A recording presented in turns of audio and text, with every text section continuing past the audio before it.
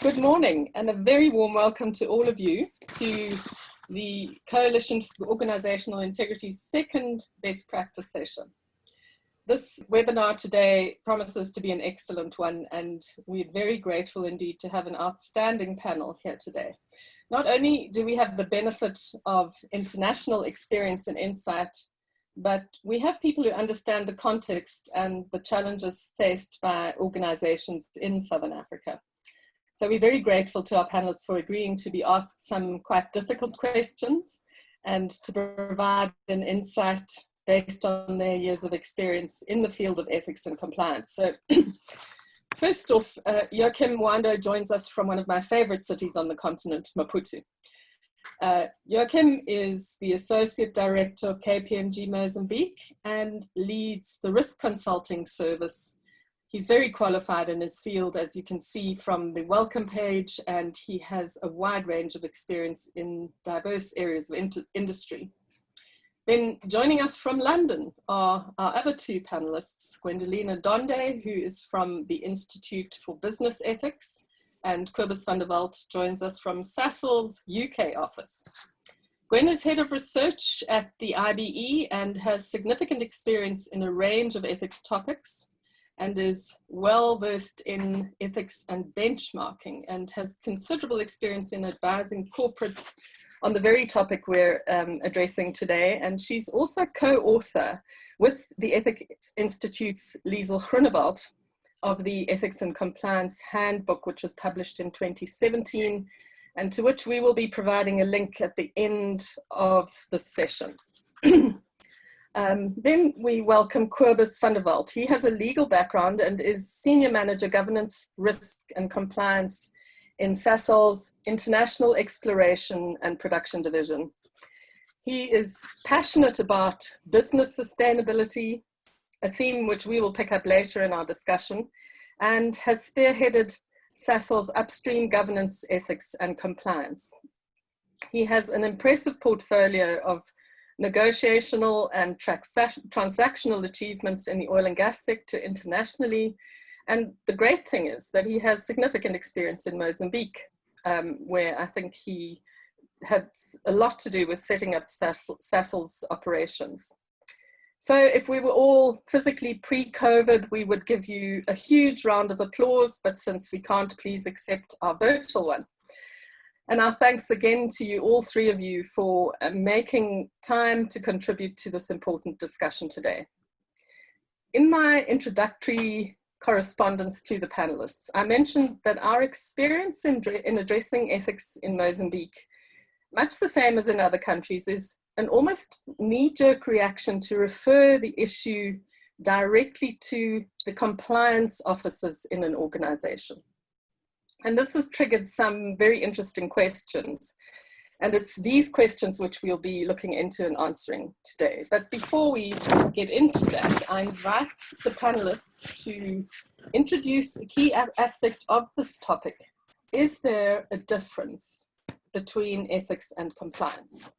So each of you have about 2 minutes and a bit to provide your introduction, and then we will launch into the main course. So I hand over to Joachim, Gwen, and Cobus in that order. Okay. Over to you, Joachim. Okay, good morning to everybody. Thank you, Barbara. And it's an honor for me to be here and talk to you guys about compliant ethics. I believe some of you are already ethics practitioner, or others are compliance practitioners. So I'll be looking forward to having this discussion with you around this subject matter, this important subject matter, rather. In my understanding, there is a difference between ethics and compliance. And I'll start by saying we all want to do good to ourselves and to other people. And that's exactly what ethics is all about. It's all about doing the right thing for me and for others. When I say to me, I mean to myself, to my family, to my company, but at the same time, I have to consider the other stakeholders. They could be the community okay, which I don't belong to. It could be the church where I don't belong to. It could be the other organizations which do not belong to mine. It could be the government and all the society in general. So ethics is around doing the right thing when, you know, even when nobody is seeing you that you're doing the right thing, you ought to do the right thing such that everybody benefits from your act.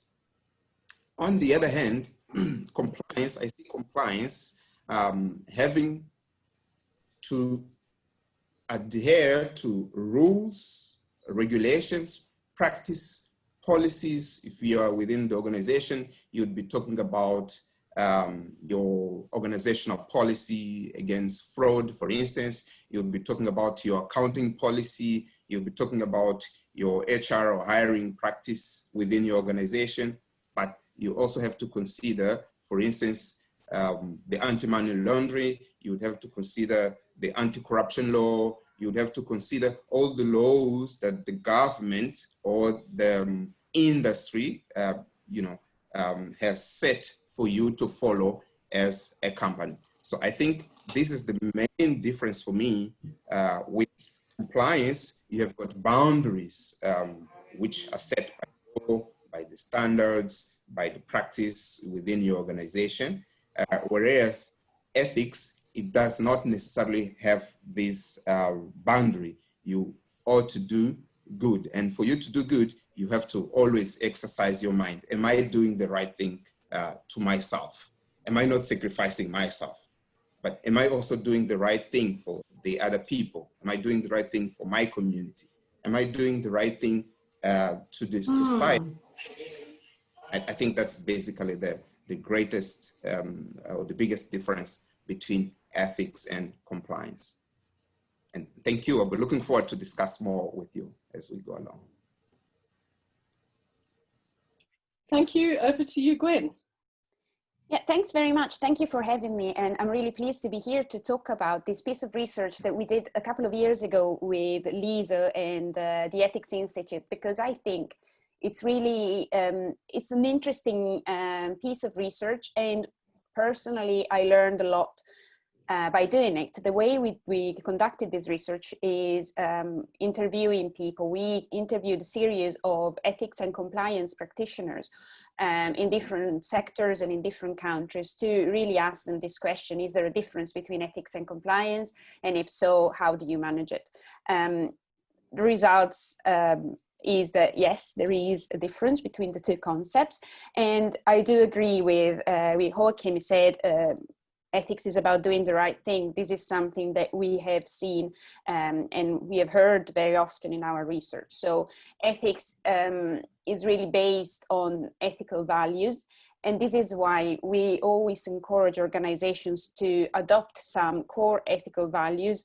They don't need to be many, but they are important to explain to people how we do business around here.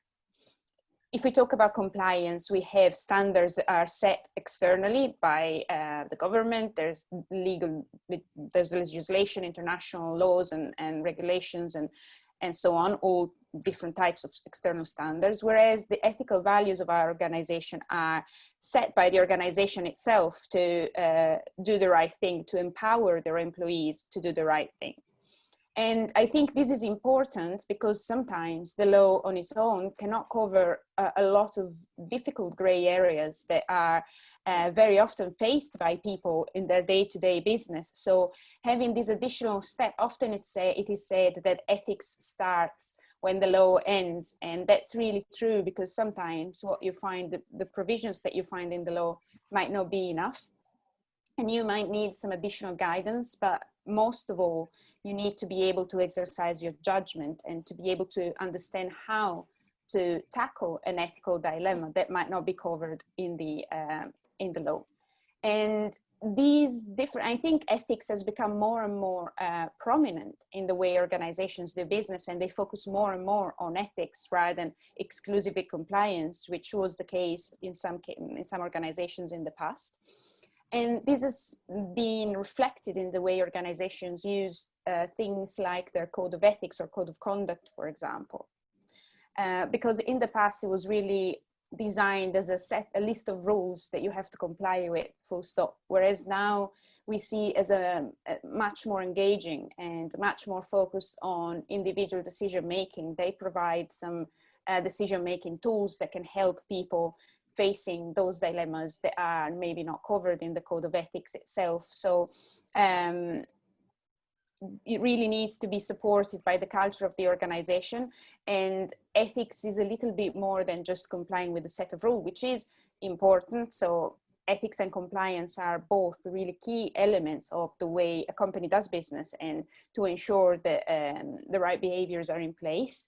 It is important to have a compliance function that stops people from doing the wrong thing, but it's also important to have an ethics function to empower people to make good decisions and to do the right thing proactively. So we can go a bit more in details about the risks of overlooking these things later on.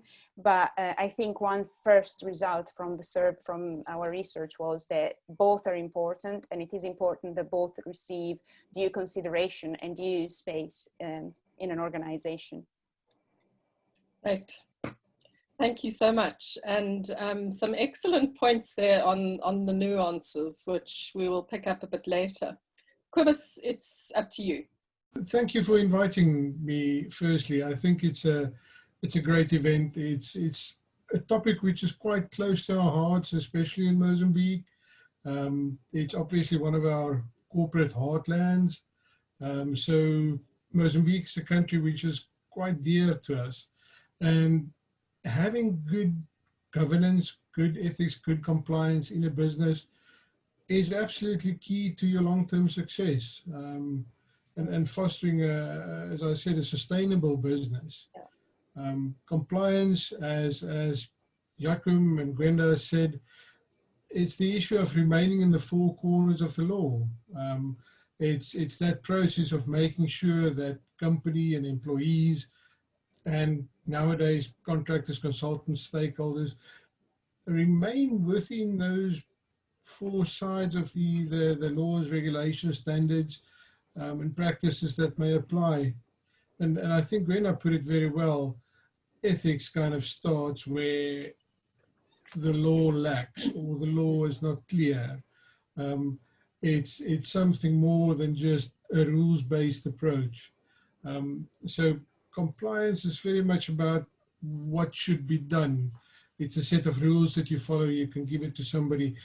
Ethics is slightly more nuanced.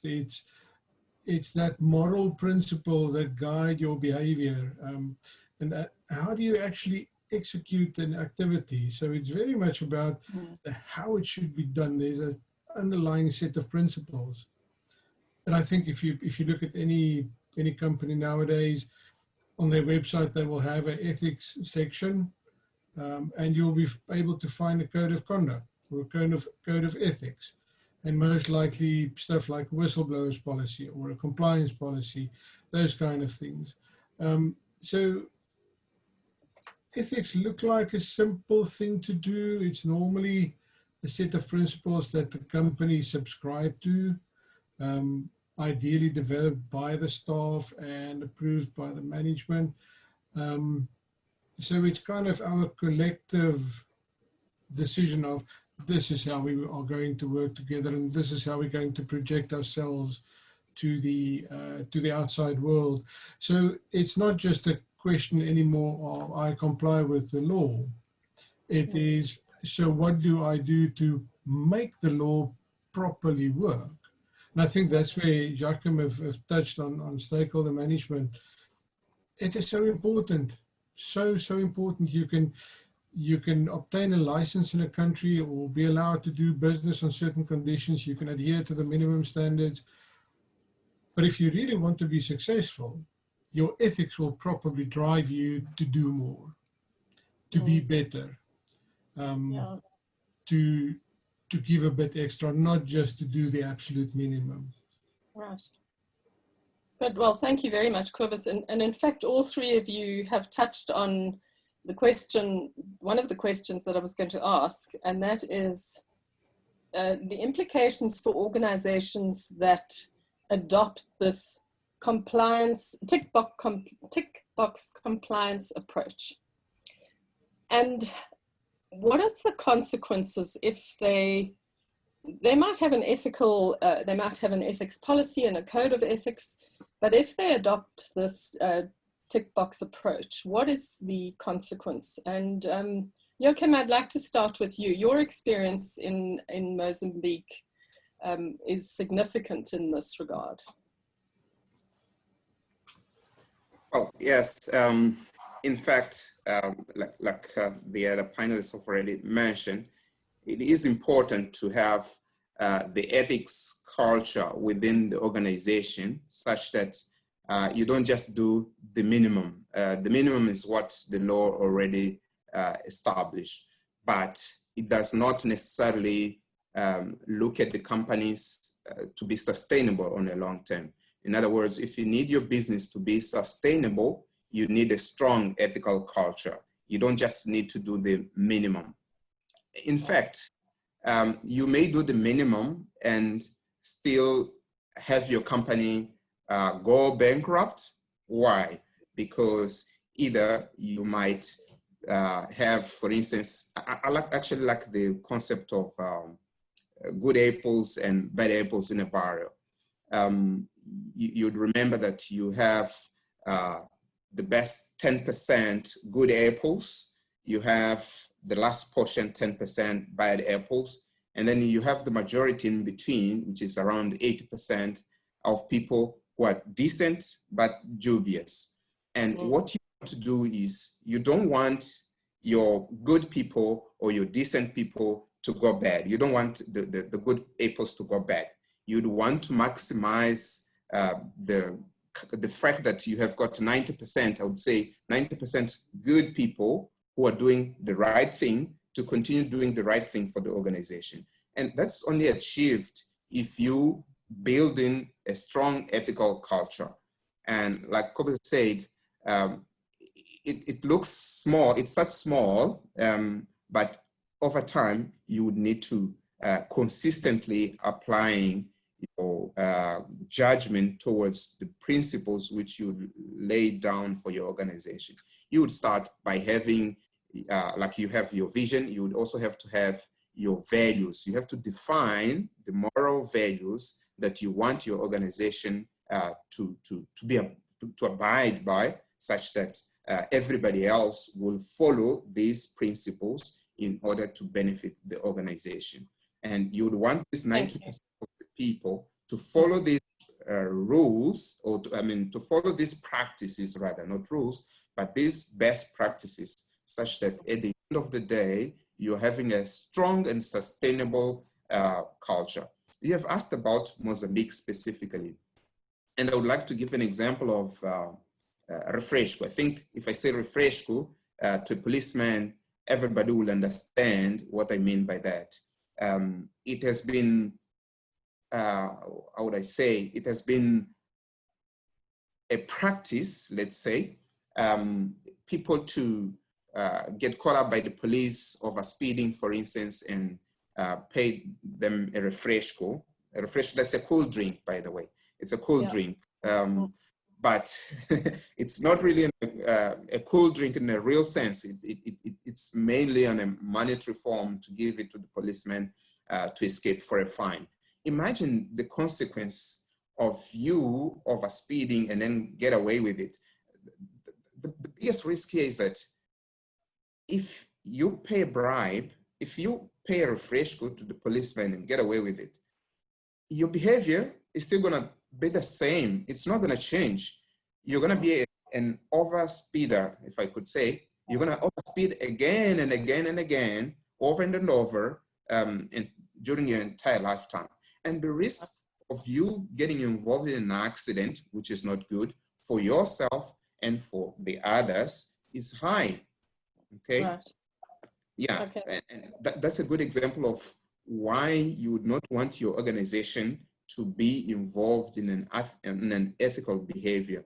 That's the good reason you would want your organization not just to be compliant, to follow the minimum standards, but rather to follow your guiding principles, such that everybody else will know what is expected. Everybody else will abide by the principles of the organization for long-term sustainability.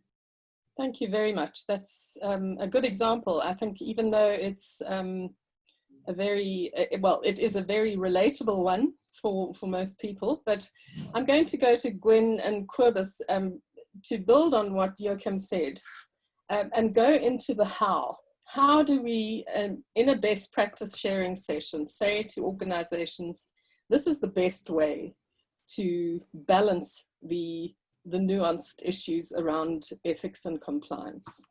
So who would like to start there? Let's start with you, Gwen.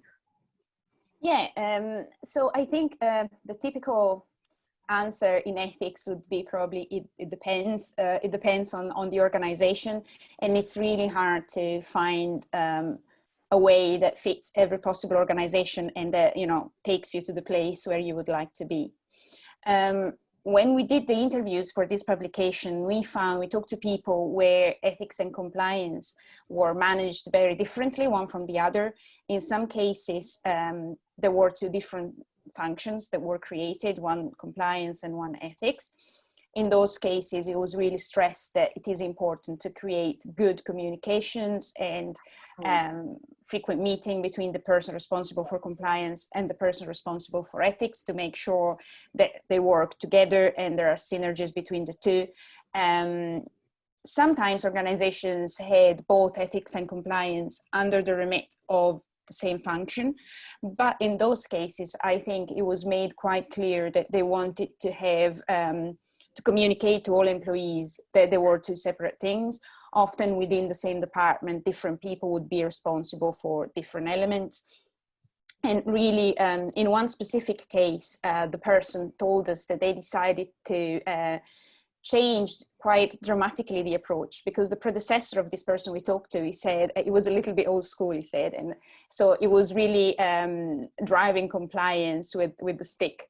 So people almost feared him when the ethics and compliance guy arrived. Everybody got a bit scared and nobody liked him, and people didn't really see it as an empowering exercise, but they saw it, oh, somebody's going to try and catch us out, see if we did something wrong. So there was a bit of a fear culture that had some downsides because, for example, people were not keen to raise concerns when something happened because they were worried that they might be punished rather than listened to. So what they did was to sort of present a new face for ethics, because the new ethics and compliance officer was appointed. He took the opportunity to stress and highlight that ethics is about discussing scenarios, discussing dilemmas. And this is actually something that we've seen done by many organizations, suggesting and encouraging people to discuss ethical dilemmas. So for example, they might present they might create a database of different dilemmas that are relevant to the organization and pass them on to line managers and encourage them to talk about what would you do in this situation type of thing.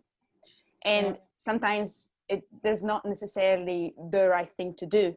There might be different options, different courses of action that people can discuss and can see that, you know, probably they might be all in the space of legal options, but some might be preferable than others. How do we prioritize between different values, for example? That's another question that is very legitimate, very important to answer. So I think really encouraging people to see what ethics is like and to discuss, to talk about ethical dilemma, to kind of make them more alert to potential ethical dilemmas can really help to and empower them to be able to do the right thing when the real thing happens, when they actually find themselves in a situation that is difficult. Thank you, Gwen. I really like what you said about creating in an organization a database of dilemmas that can act as a reference point should people find it difficult to, you know, assimilate what's happening in reality. Cobus, over to you. Thanks, Barbara. I think a couple of very good points highlighted by Gwen. The example of having examples is so important. because that normally speaks from a company's experience with prior issues they had, which makes it relatable to staff. In Sasol, for example, we have training modules which presents ostensibly compliance training, but at the same time you build in ethical questions about, so when you are faced with a certain scenario, how do you deal with it?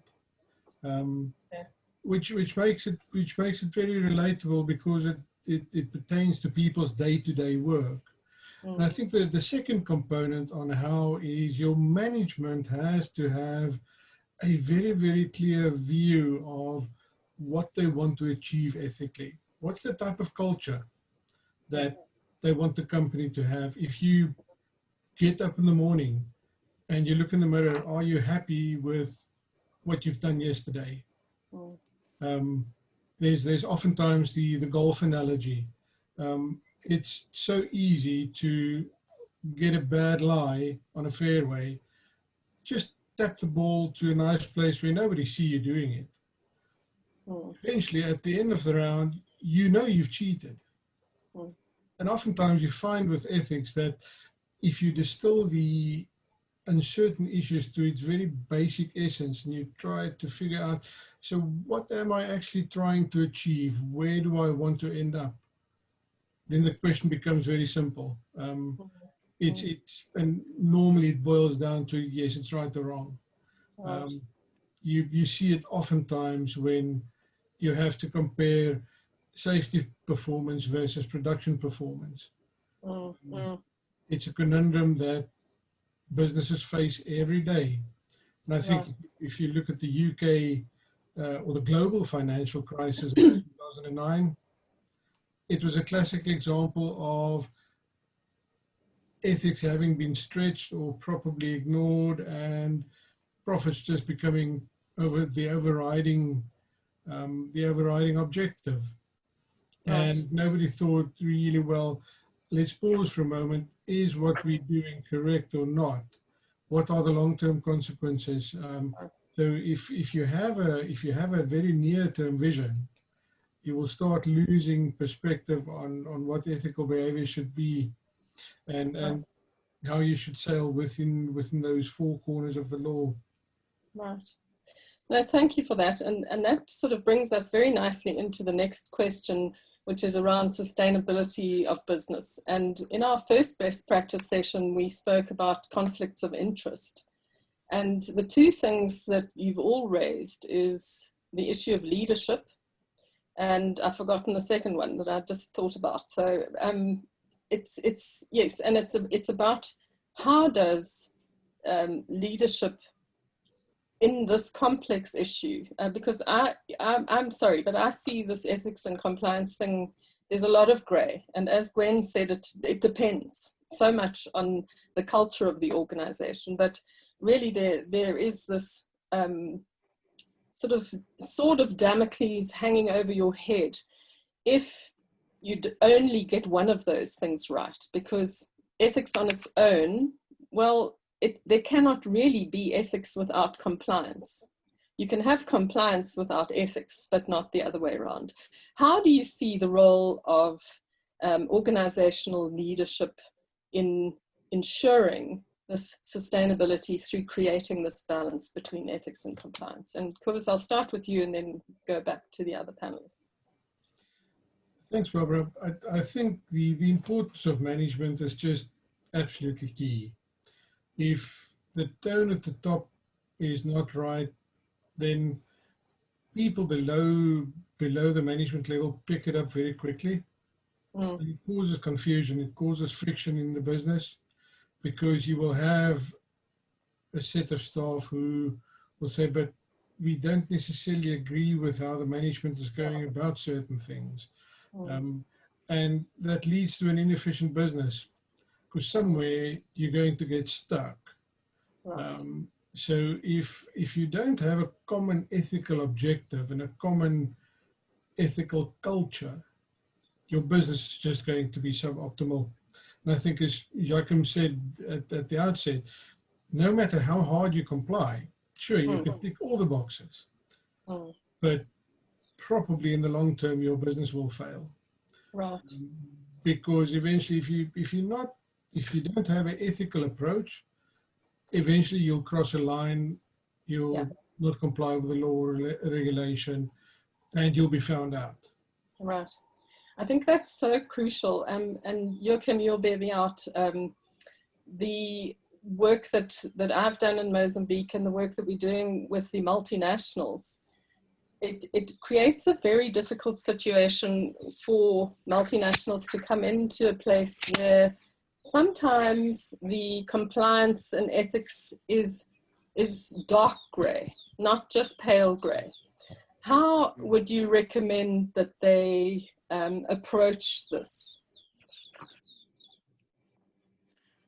Okay, based on my experience so far, on several projects, being them ethical related projects or any other project, I think the key thing is about the leadership commitment. I think Cobus and Gwen would have mentioned a little bit about management commitment or leadership commitment into it. So as much as you may have the whole function supporting the ethics, if it doesn't start from the top, the rate of success is relatively going to be lower because, you know, people tend to look at who is in front of them, who is on top of them in order to follow them as examples. In other words, you want to lead by example. And if you want to lead by example, then you have to take this responsibility of building an ethical culture within the organization. I can support that by, you know, the corporate governance, King 4, which specifically demands that the governing body should lead the organization ethically, okay? It should govern the ethics matter of the organization to support the ethical culture, and it should also ensure that the organization should be seen as responsible corporate citizen. What does that mean? For me, it means it all starts with leadership. If you want to build an ethical culture, whether you are in a compliance function and then you want to support your leadership, I mean, you want to create an ethical culture organization, or whether you are an ethics officer, you need to engage your leadership such that they get the buy-in concept of building an ethical culture of the organization, showing them the benefits of being ethical, and then showing them also the risk of not being ethical. Okay, in an organization which is not, which doesn't have a strong ethical view, as much as they want to enforce compliance, they may end up failing. Why? Because ethics is the core principle. Okay, if I don't have the moral values, if I don't live by the moral values, I'm also unlikely that I will follow the set of rules, procedures, etc. within the organization.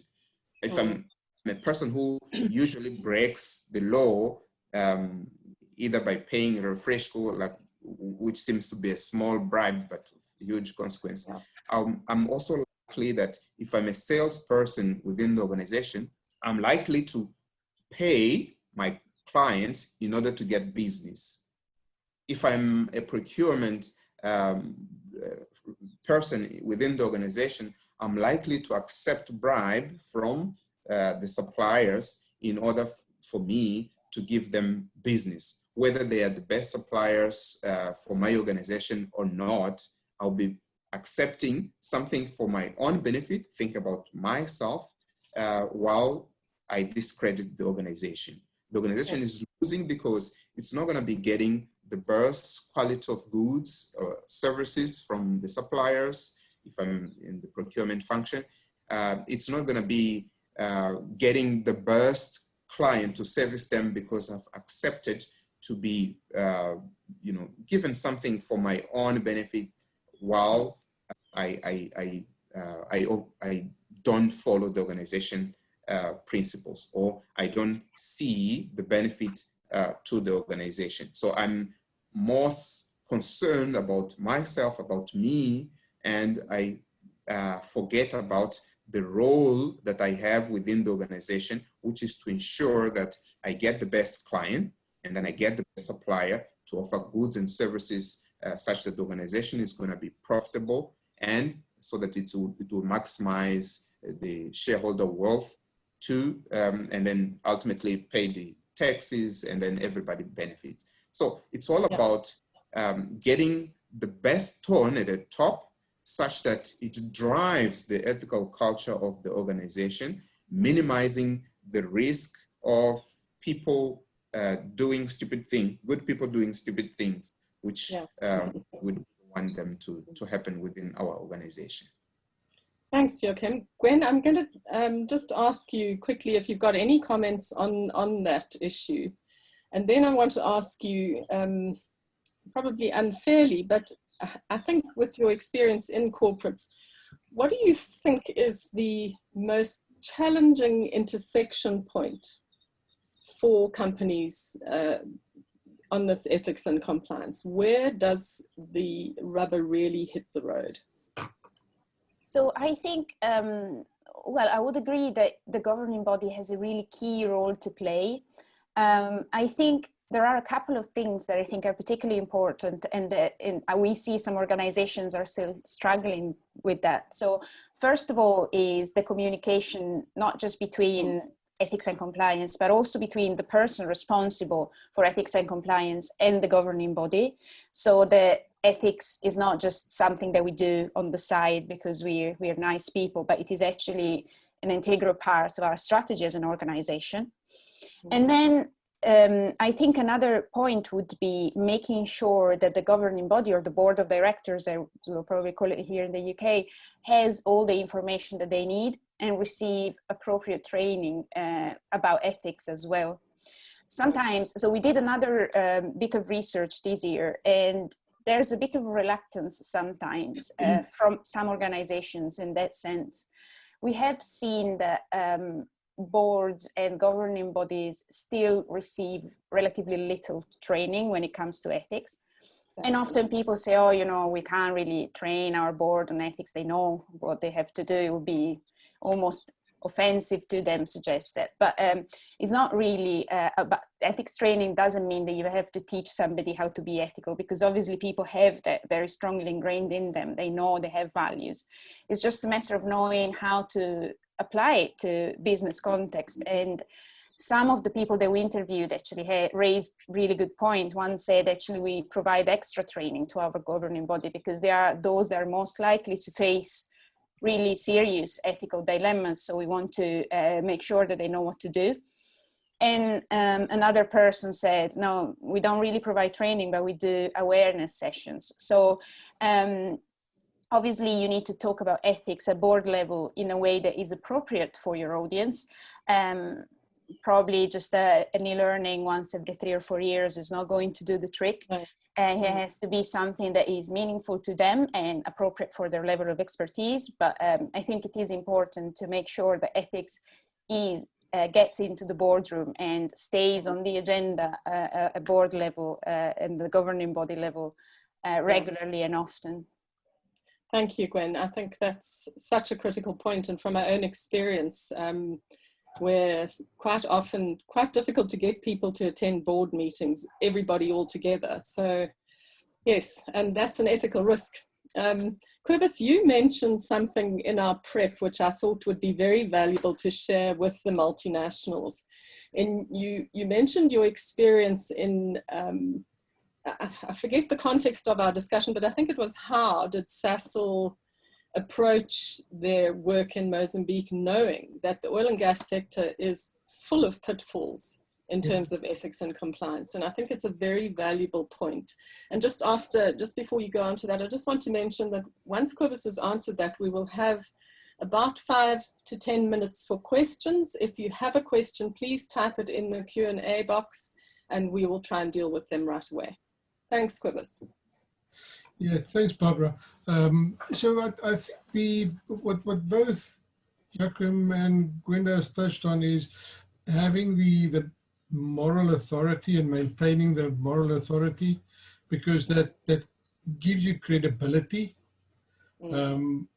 And you build the credibility by having a very clear set of internal rules and guidelines that you work according to. So typically when we do go into a new country, or even if you're in a country for 20, 30, 40 years, you always need to reiterate, gentlemen, our company is subject to, firstly, the laws of the country that you operate in. There are international rules and regulations. In Sasol's instance, you're registered on the New York Stock Exchange, you're listed on Johannesburg Stock Exchange. That brings new jurisdictions in that you have to be compliant with. You need to explain those obligations that are imposed on you as a corporate, because it puts you in a slightly different compliance position. And the better your audience or your counterparts understand that, the easier compliance becomes and the less issues you have on an ethical level. Right. It really becomes difficult when you get to the point, as Gwen said, where the law ends. You will find that a civil law jurisdiction deals with the issue very differently than a common law jurisdiction. Right. And that can very easily cause friction. So always be very clear about what you are subject to, what your principles are, what your business standards are, and how it's framed within the context of the law. Okay. I think that's such a critical point, is what you've said. And I think that's where the grey starts, is where the law ends and what happens after that. That's very valuable. Thanks, Cobus. I'm just going to open the discussion now and take questions. I see there are some comments which we will be able to comment on. Jerry Chetty mentioned this, and I can't seem to find it, but his analogy between ethics and compliance is where there's a speed trap. So you reduce your speed because you know there's going to be a fine, and that's the compliance mindset. And so you won't always see the speed trap. So the risk is sooner or later you get caught. So the ethical mindset says, well, we drive at the speed limit, so you avoid the fine. That's quite a good analogy. And Javita, your comment is really important, that the business mindset is sometimes very skewed against this whole ethical nuance, because it's such a gray area that, and I think often organizations see it as taking too much time and money, but without realizing that too much time and money is going to mean, in the long run, the loss of sustainability because of the pitfalls. And sometimes, as we've seen in so many situations that have been happening recently around us, that those pitfalls were not evident at the time that the mistakes were made. And had there been a clarity at the point of compliance and ethics, those things wouldn't have happened. And I think of many of the situations as we're hearing in the Zondo Commission in South Africa. If you have another question, please. Puseletso Makura says, based on your research, what is the common trend now? Is it combining or separating the two functions? And I'll give you all a chance to, well, any one of you wish to take that one on? Maybe I can say a couple of things about some results that we got from research that we did recently. We have seen that more and more companies do decide to create a separate function, or to put the E before the C, if that makes sense. So to give more prominence and more resources to ethics itself.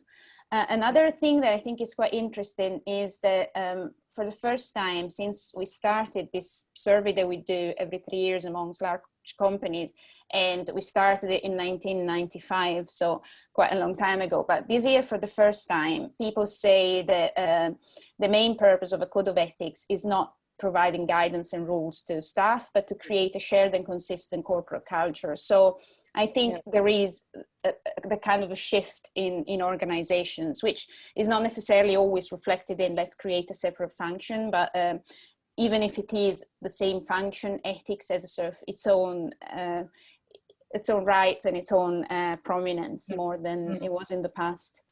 Right. Yeah, I think that is a trend where there's a sort of growing realization that unless the ethics office has the same level of credibility as the compliance office, you're only winning one of the battles. And that leads us to this question from Anonymous. Any advice on how the ethics office can navigate the skewed mindset of highly regulated compliance mindset? Joachim, can we ask you to deal with that? And maybe Quibus, you can also comment. Okay, yeah, thank you. I would first say you would always have to look at your organization and the reality of your organization. Like pretty much you did say, Barbara, that you might have your compliance function not being respected within the organization. And if you put the ethical, if you put ethics under the compliance, which has not been respected in the organization, then the results are not necessarily going to be positive. So you would want to choose somebody who is well respected within the organization, whether it's from compliance, whether it's from HR, whether it's from any other function, so long as this person warranted respect from the colleagues and from the organization. And then that's the person with whom people would want to relate, would want to ask questions, because ethics, like you would have previously said, it's not about teaching the board to be ethical. I think Gwen did say that from the research that she did, but it's about how to get the board, yes, buy in the concept of having an ethical culture within the organization. What moral values do we want to pursue within the organization to make our organization sustainable? And if we were to do that, we need to have strong leadership who are committed into building this ethical culture. We need to have somebody at a higher level who can be a sponsor for this project to move on. And are you saying you really need to find a champion in the organization with huge credibility and almost popularity in the organization that can carry this banner? Is that what you're saying? That's right. That's right. And it gets even more important for a regulated organization like the participant has asked. It gets more important in a regulated environment because if the chances are that you will fail if your organization does not have a strong ethical culture, if the leadership is not committed to do the right thing and to show to other levels within the organization that this is the way we want to go.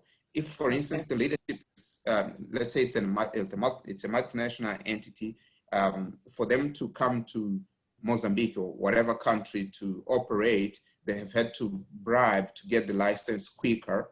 Chances are that everybody else who is going to follow that is going to, oh, okay, this is the way to go. So why don't I just do that to ease my work in whatever I do?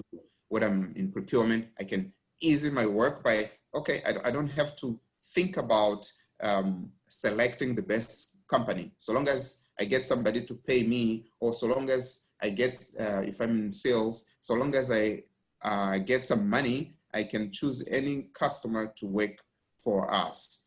Okay, so it's about ensuring you're having a strong ethical culture to support your organization. Thanks. Quibus, some comments from you?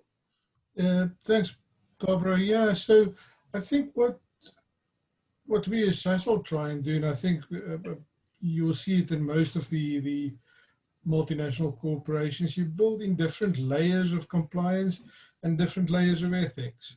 So your compliance normally falls within your legal department. You may have business integration functions which supports with that.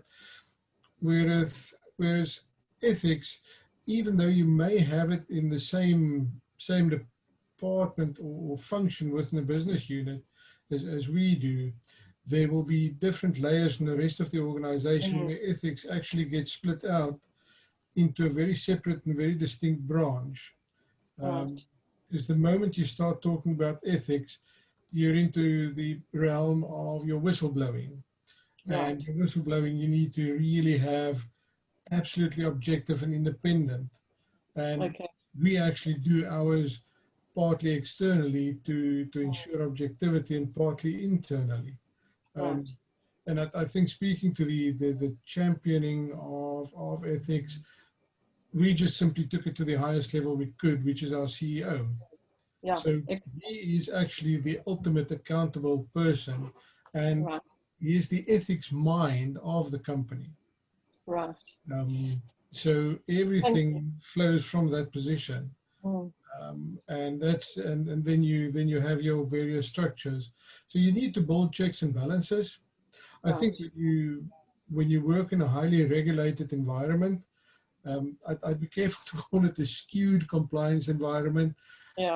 You do need to understand what the intent of the regulator or the legislator was, why they had to go that extra 2 or 3 steps to write a set of fairly onerous laws. You can bet your bottom dollar the governments know that over-regulation makes a business expensive and unattractive. People don't want to invest. So I think you can look at the UK as an example where financial trading was largely self-regulated. And then in the 80s, the 90s, there were issues with that. And the legislators said, well, if you guys can't regulate yourself, I'm going to step in and slap a set of rules on top of you that you need to comply with. So I will force you to be compliant within a certain set of rules. If you can't do that yourself, i.e. ethically, then I force you to do it. Okay. I think this is a good point where we sort of start to wrap up. I'm just going to share the screen quickly on a document that, well, a quote that I found in the book that Gwen and Liesl wrote. And I think it is really a good place to start to wrap up. Ethics and compliance are 2 separate functions. Compliance is not an art form. It's about rules, policies, and regulations. Ethics is an art form, and to practice it, you have to understand the business you're in and how best to communicate its values to employees and other stakeholders. Yeah, nice sort of ending there. But just to finish off, could we ask you each to just give us your kind of really top of mind, most passionate issue around ethics and compliance that could add value to those who are attending and give them some sort of tangible takeaway in ending this. Could we start with you, Joachim? Yes, sure. I think my takeaway from this discussion is that we need to, give value to both functions, or to both matters, I would say, not necessarily functions, to both subjects. Compliance, because we don't want to get fined, we don't want to cross the yellow or the red line. But at the same time, we also need to emphasize quite a lot about the importance of having ethics within the organization, starting all the way from the board. We did say that it has to be in the board agenda. So the board has to drive this project, I would say, this long-term project, so that it creates a continuous and strong ethical culture within the organization. And it all goes along with questioning all the times our ethical minds. Are we doing the right thing all the times? Are we adhering to the principles of our moral values within the organizations, and not only? So it's all about challenging our status quo, challenging our way of doing business, our way of interacting with customers, suppliers, and other stakeholders in order to ensure that we're doing the right thing, both for ourselves, for our company, but also for the other stakeholders. Right. Quibus, I'm going to come to you, and then Gwen, I think it's the lady's prerogative to have the last word, so we'll give you the last word. Thanks, Quibus. Thanks, Barbara. Yeah, so I think corporate culture is absolutely key. You do need to build and foster a culture. You need to nurture it that really drives both ethics and compliance. There has to be a balance between the two. Compliance is what you should do in any event. Right. Ethics is really the bit where you need to think about, so how do I do it? And how do I do it to the best benefit of your employees, your stakeholders, your customers, your clients, your debtors, a government, the country? There are organizations which are big enough to have a global impact. So a stakeholder approach to your governance, compliance, ethics, absolutely critical. And that all boils down to your corporate culture. Right. Yeah, good point. Gwen, on to you. Yeah, I think I'd just like to echo what Kubus and Joachim said, and I think the corporate culture is really important, because going back to the apples and barrel metaphor that Joachim used earlier, if you just blame the one bad apple without kind of changing the barrel, then you're not really solving your ethical issue. So probably a strong focus on compliance that forgets the ethics part. Kind of, you might limit the occurrence, the opportunity to do something wrong, but not the likelihood, because people haven't understood why they shouldn't behave in that way. So yeah, I think again, it's really important to make sure that both aspects have the due importance in the organization. Right. Well, I can't thank you each enough for your really brilliant contribution to the discussion today. That hour went so quickly. I just wish we had more time. Before I ask Shane to share the link for the handbook written by Gwen and Liesel, I just want to say, on behalf of the Coalition for Organizational Integrity in Mozambique, thank you for participating and starting what I think is a very, very valuable discussion, and one which I think a lot of organizations are grappling with. Please feel free as participants to make contact with the coalition if you have any additional questions. Our email is coimozambique@gmail.com. And on that note, we just say thank you again to Quibus, to Joachim, to Gwendolina for your very valuable inputs. We will email you the link to the handbook, and so that you can download it at leisure. Thank you so very much for attending, and to our panelists again, great input and very much appreciated. Thank you.